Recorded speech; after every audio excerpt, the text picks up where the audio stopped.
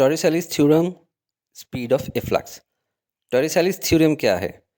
Consider करें एक large storage tank को which develops a leak at the bottom. तो स्पीड ऑफ इफ्लक्स होती है is equal to the speed gain by the fluid. Speed of efflux, लफ्ज efflux बड़ा मुश्किल मालूम हो रहा है, मैंने इसको याद किया हुआ है E for exit, F for flow. कि जो वाटर यहाँ से लीकेज से एग्जिट हो रहा है, फ्लो आउट कर रहा है, उसका नाम है इफ्लक्स, स्पीड ऑफ इफ्लक्स। उसकी स्पीड मैयर करनी होती है इस थ्योरम की वजह से। तो while falling through height H, ये कितना नीचे जा रहा है? हाइट एच नीचे जा रहा है। और क्यों जा रहा है? क्योंकि इसको ग्रेविटी नीचे पुल कर रही है, under the action of gravity.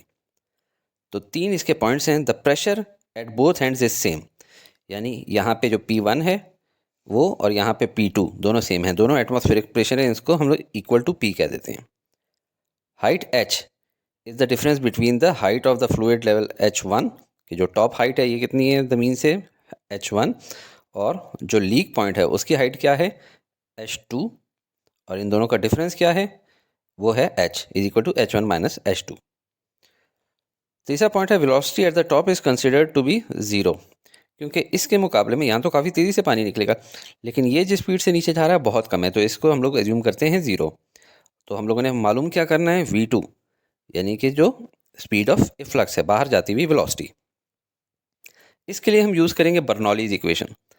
Bernoulli's equation जब फ्लूइड्स पे अप्लाई होती है तो उसमें काइनेटिक एनर्जी और पोटेंशियल एनर्जी के अलावा एक और एनर्जी शामिल हो जाती है, जो है प्रेशर की एनर्जी। देखिए बिल्कुल वैसे ही है जैसे हाफ mv² प्लस mgh, इधर भी हाफ mv² प्लस mgh, लेकिन जो पॉइंट 1 के लिए है उसके साथ साथ हम लोग 1 लिख देते हैं, और जो पॉइंट 2 के लिए है उसके साथ साथ 2 लिख देते होते हैं।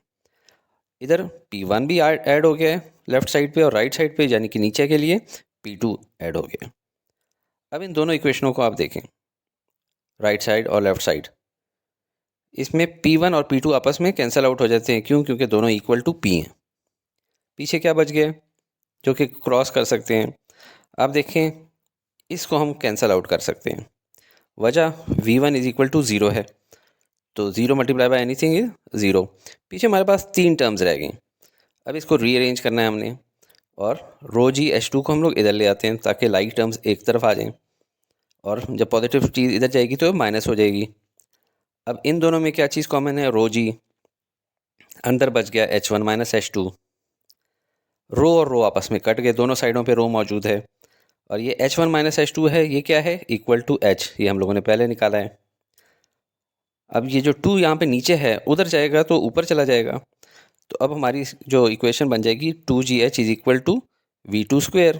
इसको सीधा करके लिख लें, V2² is equal to 2GH।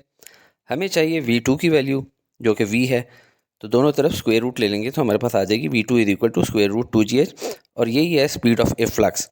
जब भी कभी आपने कहीं पे लीक पॉइंट देखा, उधर से किस स्पीड से पानी निकलेगा वो मैयर करना है, तो आप टॉप मोस्ट पॉइंट की हाइट ज़मीन से माइनस जो उस लीक पॉइंट की हाइट है ज़मीन से, उन दोनों का डिफरेंस निकाल लेंगे, यानी हाइट, और मल्टीप्लाई कर देंगे G से और 2 से, और स्क्वायर रूट ले लेंगे। अस्सलाम वालेकुम स्टूडेंट्स, अगर आप चाहते हैं कि आपके टीचर ये वीडियोस बनाना कंटिन्यू रखें तो ज़रूर लाइक, शेयर और सब्सक्राइब करके हौसला अफजाई किया करें।